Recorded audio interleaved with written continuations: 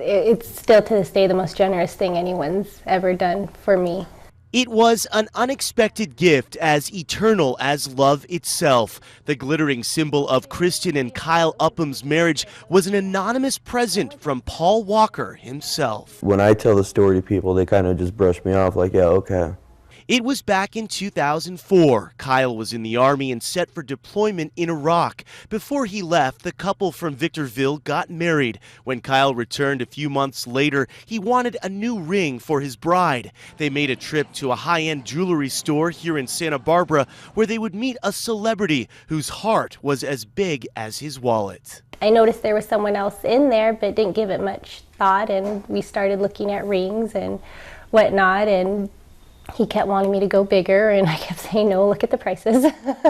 In the store, Kyle struck up a conversation with Walker and figured out who he was. When we were talking, we exchanged names and, kind of, talked about what each of us did. And when he found out Kyle just came back from Iraq, I remember seeing the look in his face.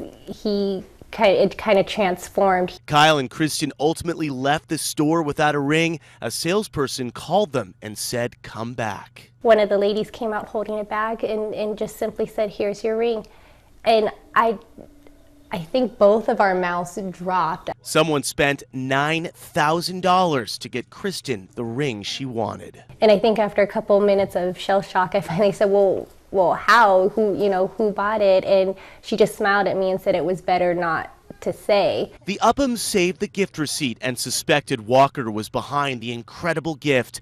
Then they saw our story yesterday where one of the jewelry store salespeople had come forward to tell the story. Their suspicions were confirmed. We hand down the ring, through the generations. It's always going to be a story to tell. His real life, I think, speaks volumes of his character. He really did put his money where his mouth is and made sure that he did good for this world. In Victorville, I'm Tom Waite, CBS 2 News.